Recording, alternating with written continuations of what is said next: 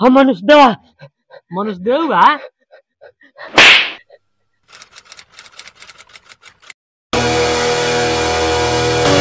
सारा बम ध्यान से सुन ली लोग। हमरा गफला के नियम सब गफला से अलग बा। सारा बम के केरा चावल झाके के पड़ी।